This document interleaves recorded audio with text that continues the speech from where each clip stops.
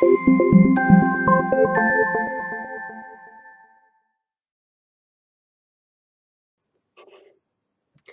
Jewish Mom. So I want to tell you about an interesting experience I had last week. I was invited to speak for I've done this one I've done many, many times. I was invited to speak at Nishmat, which is the women's yeshiva where my husband's been teaching for many, many years. I was invited to speak with the Israelis, with about 60 of the Israeli students about basically to participate in a panel. It's a panel on the work family balance, and every year they invite a bunch of women who work in various professions, and they invite me to be the stay-at-home mom. And it's a bit challenging for me to do that because to be speaking with girls. First of all the Nishmat students are all very, very bright, and in addition to being very sincere and wonderful and sweet, they're also very, very bright, and all of them are planning to go next year. All of these girls are between national service and university.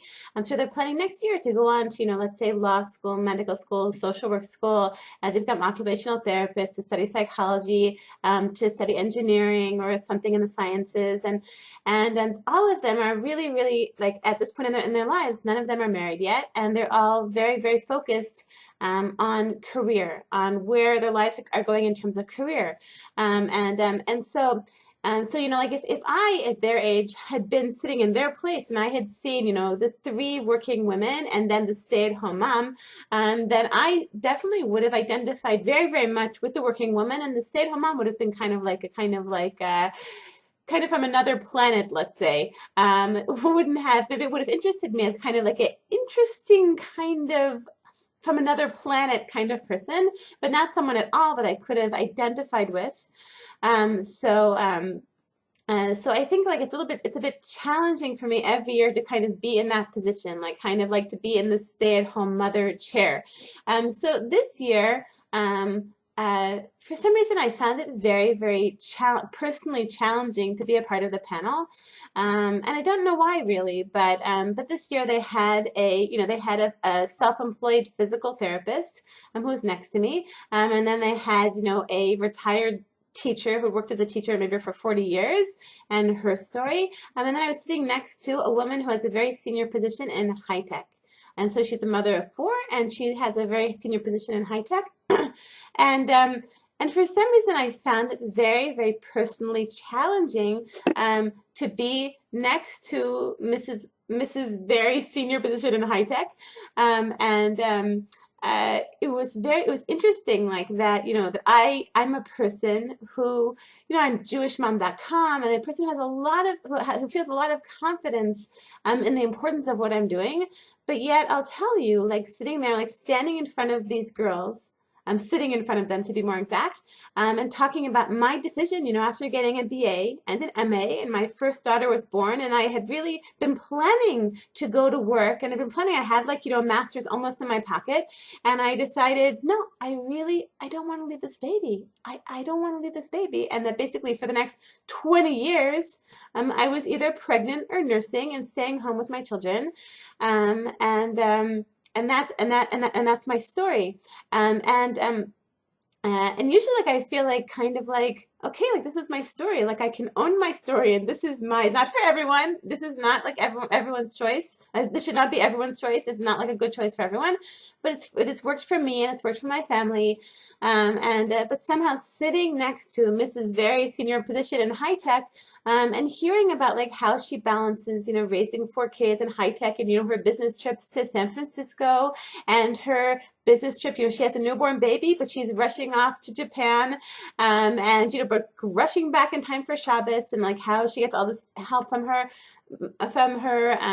parents, and from in various ways, like how she manages and how she does this, and much it took me 48 hours to recover. I left this feeling, and I don't think it really had so much to do with the students and what the students were hearing, because afterwards I heard that that the students afterwards kind of had a positive, like it was kind of interesting for them to hear my point of view, and actually they thought about it in kind of a more positive way, and kind of in a more positive way than I had expected, but And I think also, by the way, like I think that also like the message of a person like me who's really devoted most of the last 20 years to being a mom and being at home is that, let's say a mother, even if she is working, a mother, let's say she has to work or she wants to work.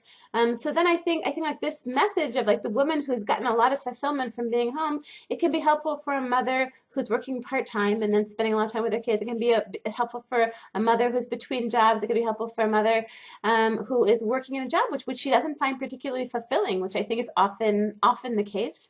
And so where is she going to get that fulfillment from? Well, I hope from her family and from her children, as I have. But so like what would happen was I came home just feeling mamash like I had been, bulldozered emotionally.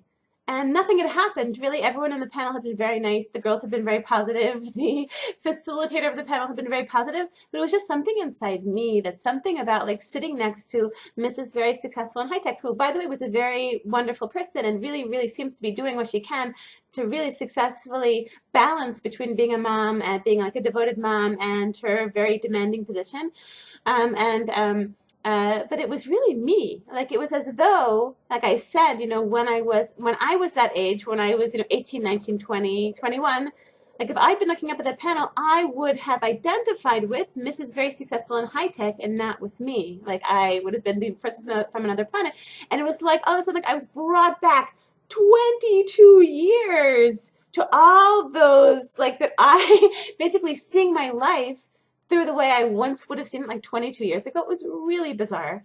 For a person who really has devoted my life to this and devoted on my life also to giving encouragement to moms about to encourage moms working or staying at home or whatever, about the importance of what we're doing by staying home. So what happened is 48 hours after that panel, I decided I saw an article in the New York Times about a mother. About a mother who decided, maybe you read the post, there was a woman and she'd been the CEO of Pepsi Cola in North America. And she decided at the age of 43 to leave full-time whatever CEOing in order to stay at home with her young children. She had some really young kids, like elementary, middle school aged, and she decided to give up everything, to give up, like having reached maybe possibly the most senior position in business for any woman in the United States, and she decided to leave it all to stay home with her kids for 7 years. And I think then there was another year that she was working before she became a CEO, went back into the business world. And she was working part-time, but it was interesting, like this is a woman. The reason that the New York Times was writing about her is because she just passed away. And when I read this article about her, I just had such clarity about this. I was like, wow, on her deathbed, like what was important? On her deathbed, what was important? That all the years which she had devoted to Pepsi Cola, or those few years, those 7 years when her kids were young and really needed her, when she really devoted herself to them. And how much clarity. She got a lot of grief in those years, like when she decided to stay home and work part-time to balance it, which was more better for balancing motherhood and taking care of her kids. But just imagining just how complete she felt with that decision to be with her kids rather than Pepsi Cola, when she was when she was dying, when she was looking back at her life and thinking, doing Cheshbon Nefesh and thinking, what life have I lived? And that really and it really gave me such clarity, like, okay, like what do I want to be doing? Like the truth is my life for me is quite perfect. I'm living a life which is exactly in keeping with my priorities, my family and my home and my community, and living a Jewish life and JewishMom.com, and balancing like I'm living a life which really is my which really represents my top priorities, and it was completely weird to me, like, okay, and would I like to work in high tech? No, like I have absolutely no. And would I like to be, rushing out, at 7 in the morning like this mother, and then going back to work between 8 and midnight like this mother on conference calls? And for this mother, it's wonderful. And maybe for some mothers, it really works. But for me, like that's really, really not not my dream. It's not what I want to be doing, and it's not the way that I want to be spending my life. And so, so the reason I'm talking about this is because it's really striking. You know, I'm a person who really every single day on JewishMom.com, like this is the message over and over, like motherhood, motherhood, motherhood. Like being a mom is important. Being a mom is important. And somehow sitting next to Mrs. Very successful in high tech, a very senior position in high tech, he brought up all of these old, ancient insecurities. I was thinking about that again. I was talking with a friend about something I read in the Henny Machlis book, and I've mentioned this several times in the blog, where she talks about how every day she recommends to everyone. She does this for hours a day, but she recommends everyone at least 5 minutes a day to spend 2 minutes praising God for, like, for just the wonders of the world and the human body and existence, and then 2 minutes thanking Hashem for the wonders of our lives, for all the things we have to be thankful for, and 1 minute asking Hashem for the ththings that we need. Like it's kind of like a very simple structure for Yidbodedut.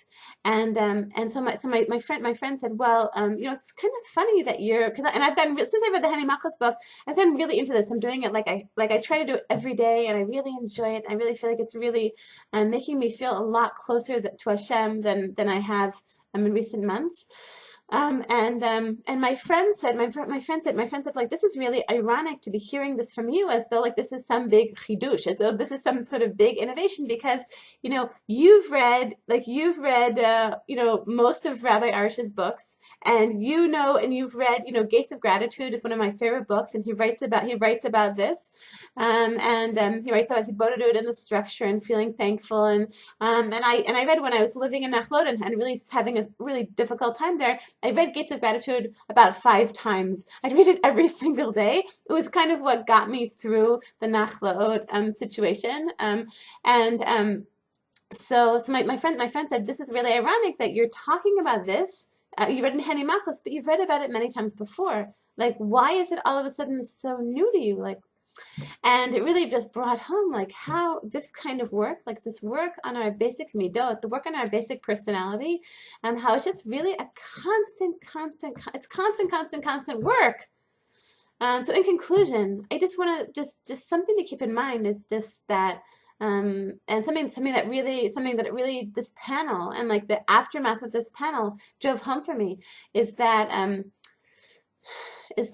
how hard we have to work on this stuff, and how it never stops, and how you can take a course on this and a course on this and a course, you can take a course on Simcha and a course on the Emunah and a course on Shalom Bayit and a course on not Hilchot Shabbat, that's like a different category, but all the things about our personality, like working on ourselves and who we are and what we think and what we feel, and it's non-stop. We have to keep on. I once heard someone say, I think that it's like based on a chazal, that why going up to the Beit Hamikdash, why was there like a going up to the altar, why was there a ramp leading up to the altar? Why? Because a ramp, a step, you can stand on a step, but a ramp, you got to keep on going, either going up, you're going down, okay? And that's life. That's like working on who we are. If we're not constantly working and trying little by little to work on ourselves and work on becoming little by little people that we want to come, with a bit more simcha in our lives, a bit more emun in our lives, a bit more everything, a bit more self-confidence and self-esteem, and a bit more chesed, and all these things, like working on ourselves more and more and more. If we stop, we're going to start going back down that ramp. Okay? And on that note, I'm going to bless all of us. We should just keep on going up the ramp, little by little, millimeter by millimeter, every single day. I'm going to bless all of you Jewish ones with an amazing week. Kol Tov.